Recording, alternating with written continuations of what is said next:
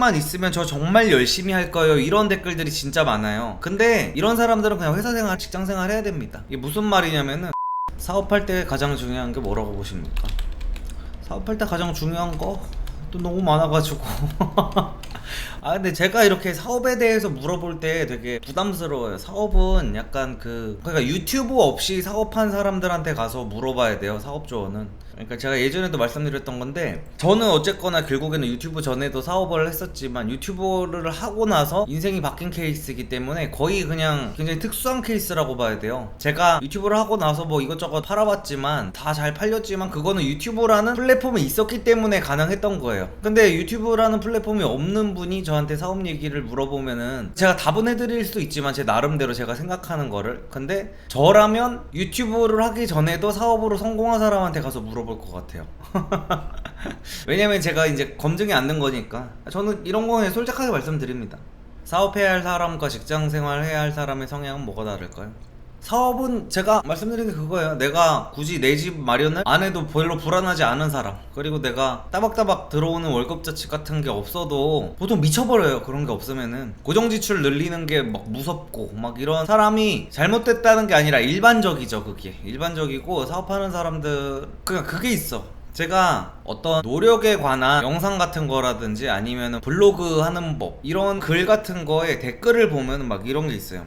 저 때 이제 네이버 블로그로 예를 들어서 설명해보면, 제가 과거에 네이버 블로그를 키워봤을 때는 100일 동안 매일 1일 1포스팅을 하면은 최적화 블로그라는 게 된다라는 게 있었어요. 근데 그거를 저는 일단 해본 거예요. 근데 이게 네이버에서 공식적으로 내려온 그 알고리즘은 아니거든요. 로직을 네이버에서 공개를 할 리가 없잖아요. 어떻게 해야 블로그가 커진다. 근데 그 당시에 블로거들이 100일 동안 하루에 1일 1포스팅을 무조건 하면은 된다라고 해가지고 제가 그거를 했는데, 그 당시에 그런 팁을 주는 어떤 글 같은 데에 보면은 그런 댓글들이 엄청 많았어. 100일 동안 하면 무조건 반드시 되는 거 맞나요? 반드시 된다는 보장만 있으면은 제가 하겠습니다, 이런 글들이 되게 많았거든요. 요즘도 그래. 요즘 예를 들어 누가 뭐를 가르쳐줘. 예를 들어 뭐 로알람이 요즘에 워드프레스 블로그 키우는 방법을 팔죠. 근데 워드프레스 가르쳐주는 영상에도 이제 댓글을 보면은 이게 된다는 확신만 있으면 저 정말 열심히 할 거예요, 이런 댓글들이 진짜 많아요. 근데 이런 사람들은 그냥 회사생활, 직장생활 해야 됩니다.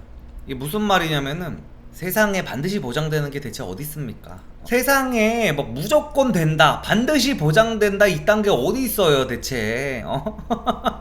그러니까 저는 솔직하게 말하면은 이거는 직장인의 마인드를 떠나서 조금 애새끼 같은 마인드라고 생각을 하기는 하거든요. 그러니까 뭐 서울대 간다고 반드시 성공한다 이런 거는 없잖아요. 이게 그 학력 필요 없다는 충들이 하는 논리도 약간 이거랑 비슷한데, 야 서울대 간다고 다 성공하는 거 아니야, 이지라면서 자기가 공부를 안 해도 되는 그 합리화를 합니다. 근데 그렇게 해가지고 세상 뭐 어떤 것도 할 수가 없어. 야 그러면은 직장 준비는, 내가 막 직장 들어가려고 막 면접 준비하고 열심히 막 학원 다니고 자격증 따고 그래. 그러면은 자격증 따면은 직장에 취업이 100% 된다는 보장이 있나요? 그냥 그런 게 없어. 사실은 세상에 보장되는 거는 아무것도 없어. 결국에는 내가 그 확률을 계속 높여가는 게 인생이지, 인생에는 결국에는 내가 조금 더 확률이 높은 거를 의사결정을 하는 건데, 사업을 절대 하면 안 되는 분들 같은 경우에는 자꾸 확실한 걸 하려고 그래. 확실한 거. 옛날에 내가 유튜브 컨설팅 할 때도 이거야. 내가 어떤 썸네일이랑 제목을 지어주면 이거 하면은 그러면은 확정적으로 조회수 얼마나 나오나요? 이 지랄을 떨어.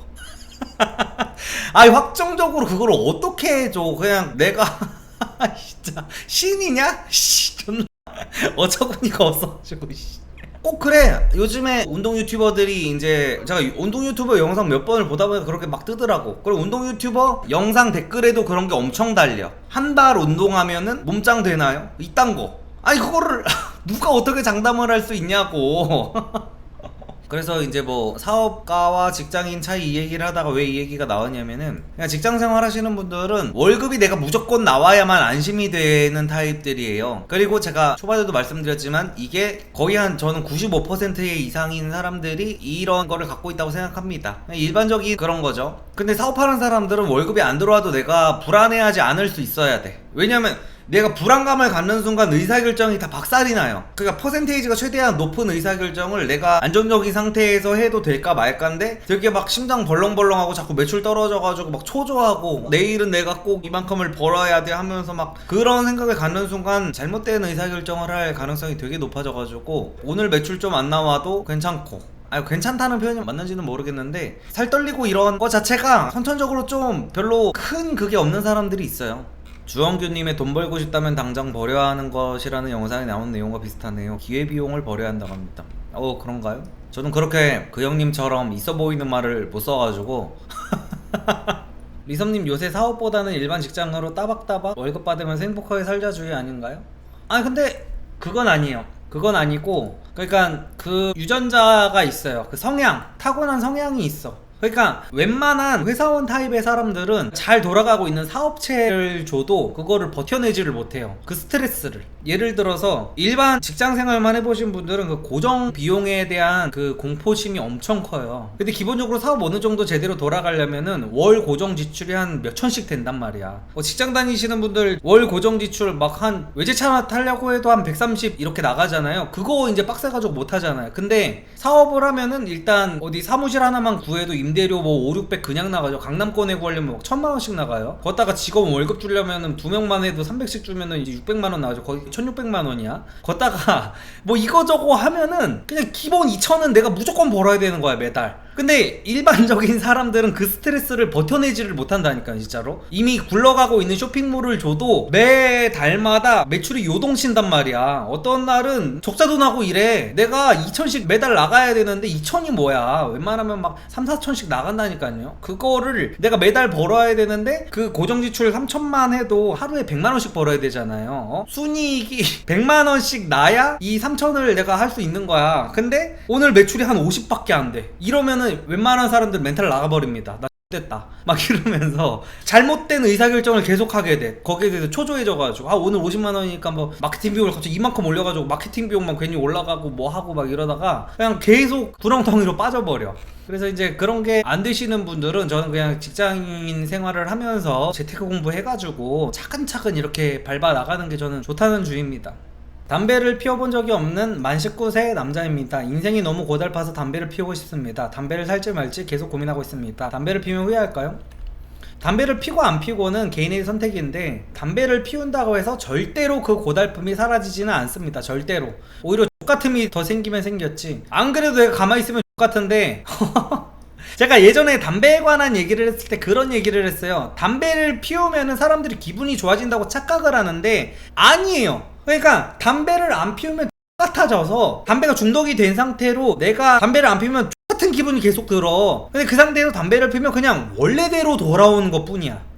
그래서 인생이 고달픈 게 디폴트인 사람은요, 거기서 담배가 중독이 되면 더 고달퍼지는 거야. 더 고달퍼졌다가 담배를 피우면 일시적으로 원래 고달픔으로 돌아오는 것 뿐입니다. 내가 담배를 피운다고 해서 뭔가 진짜 뽕 맞은 것처럼 막 이렇게 막 엄청 막 날아갈 것 같고 이런 기분이 드는 게 아니에요. 그냥 내가 똑같은 기분이 디폴트가 된다니까. 아침에 일어나자마자 짜증이 나. 왜냐면 니코틴이 떨어져 있어서 물보다도 담배부터 찾는다니까, 니코틴 중독된 사람들은. 그래가지고 이게 담배를 피우고 안 피우고는 개인의 선택이고 개인의 자유지만 담배를 피운다고 해서 절대로 그 인생의 고달픔이 사라지지 않는다는 거, 그것만 알아두시면 좋을 것 같습니다.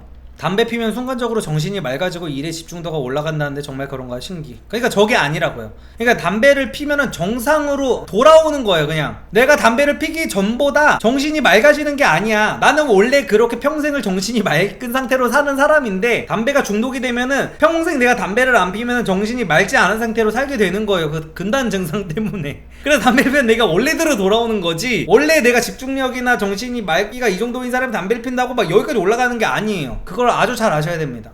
근데 담배 한 번 핀다고 중독 안 되던데 오히려 역한 맛이 나요. 맞아요. 저것도 맞습니다. 그래서 그냥 한번 펴봐도 괜찮아요. 인생 살면서 범법이 아니면 웬만한 거 다 해보는 거 저는 좋다고 생각합니다. 근데 보통 처음 담배를 피면 이딴 거 왜 펴? 이런 생각을 갖게 돼.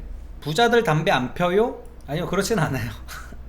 솔직히 재벌 3세들도 피고 이래요. 다 피는 건 아니고, 그러니까 이제 말을 잘 받아들이셔야 돼요. 걔네가 다 핀다는 게 아니라, 그러니까 걔네들도 이제 똑같이 피는 비율이 있다라는 거예요. 안 피는 사람은 당연히 안 피겠죠. 그래서 찐부자들은 담배 같은 거 안 핀다, 이거는 약간 그거랑 비슷한 거야. 찐 부자들은 명품 안 입는다 이러면서 정신 승리하는 거랑 좀 똑같은 거예요.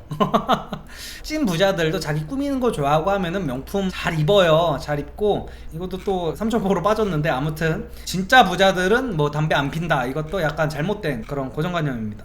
그럼 담배 한 번만 피고 그 다음에는 피지 말라는 거죠. 아니 본인의 선택이라니까요. 담배를 피고 안 피우고는 본인의 선택인데 굳이 지금 사는 것도 팍팍하다면 담배 요즘에 개 비싸잖아요. 굳이 고정 지출을 늘릴 필요가 있나. 그리고 남들한테 혐오감까지 조성하면서 그러니까 재벌들이 담배 핀다고 했죠. 근데 재벌들은 입에서 아가리 똥내가 나도 사람들이 다 만나준단 말이야. 입에서 아가리 똥내가 나건 입에서 진짜 방사능이 나와도 그 사람들은 사람들한테 걸러지지가 않는다고. 평생 그 사람 몸에서 똥냄새가 그 진동을 한다고 해도 그 사람을 만나고 싶은 여자들이 줄 섰어. 그 사람들이 피는 거랑 내가 진짜 아무것도 없는 상태에서 난 조금이라도 이미지 메이킹을 좋게 해야 되는 입장에 있는 사람들이 피는 거랑 그게 같냐고. 저도 그래서 끊었다니까요. 담배 피는 사람 입에서 아가리 똥내가 나는 거를 내가 딱 느끼고 나서 와 이건 피면 되는 거구나.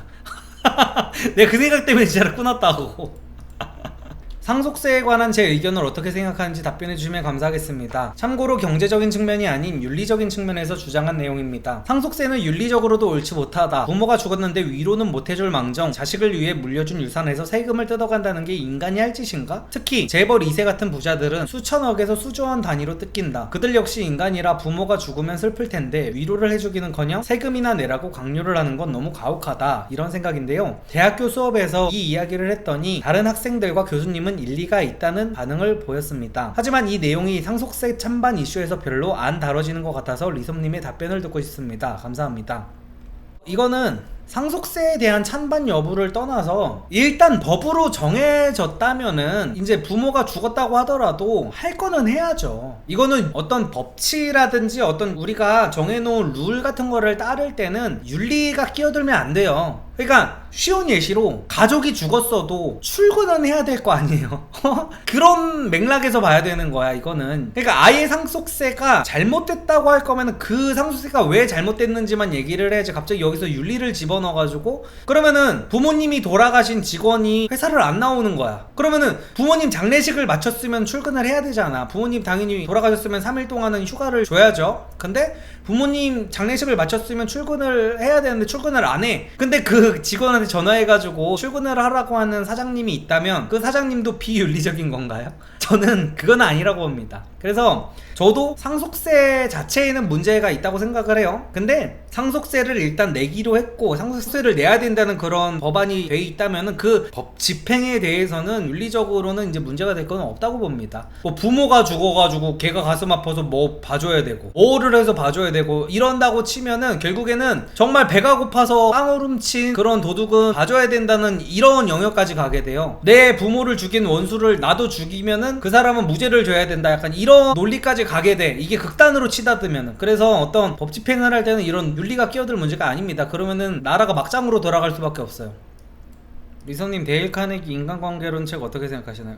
저는 솔직히 인간관계론 그거 고등학교 때 조금 읽다 말았던 것 같은데 제가 생각이 잘 안 나요 내용이. 근데 고등학교 때 읽었던 그 감정이 그러니까 왜 중간에 그만뒀냐면 좀 뻔한 내용이라고 생각해서 걸렀던 것 같아. 걸렀다기보다는 재미가 없어가지고 그거 뭐 남의 말을 잘 들어줘라 부터 시작해가지고 되게 뻔한 내용 있잖아요. 그래서 옛날에 그 베스트셀러 중에 경청이라고 있었어요. 경청. 그러니까 저는 그런 거 안 좋아해요. 경청, 미움받을 용기 뭐 이런 거 있잖아요. 그냥 제목만 봐도 아 얘 이 얘기 하겠구나라는 게 보이는 거 있잖아.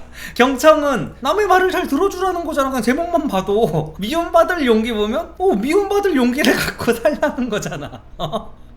그래서 그런 책은 제가 안 읽게 되더라고요.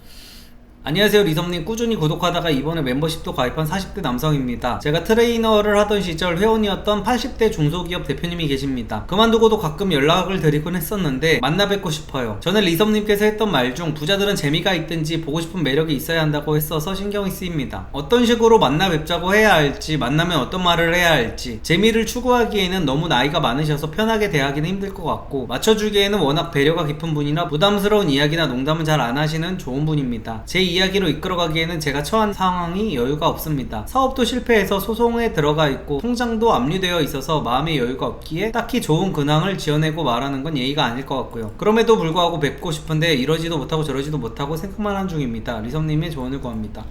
이거는 근데 제가 그 말했던 부자들 같은 경우에는 현역에 있는 부자들을 말씀드린 거예요. 현역에 있는 부자들은 너무 바쁘고 만날 사람들이 너무나 많고 인기가 워낙 많고 이러다 보니까 그런 부자들한테는 충분한 메리트를 줘야 된다는 건데, 지금 이렇게 만나고 싶은 그 중소기업 사장님 같은 경우에는 아마 현역이 아닐 가능성이 높고 일단 80대라고 하니까, 그래서 80대 노인이 맞죠? 노인들 같은 경우에는 일단 젊은 사람들이 만나자 그러면 무조건 좋아요. 그래서 이거는 제가 볼 때는 진짜 트레이너 하던 시절에 진짜 개 막장 이미지가 박힌 게 아니면은 이거는 만나자고 하면은 흔쾌히 만나실 겁니다. 그러니까 보통은 한 50대만 돼도요, 막 20, 30대 어린 친구들이 보자 그러면 신나서 나와요. 보통 그래요. 왜냐면은 진짜로 사람이 나보다 어린 사람들하고는 진짜 웬만하면은 어울리는 걸 너무 좋아하거든요.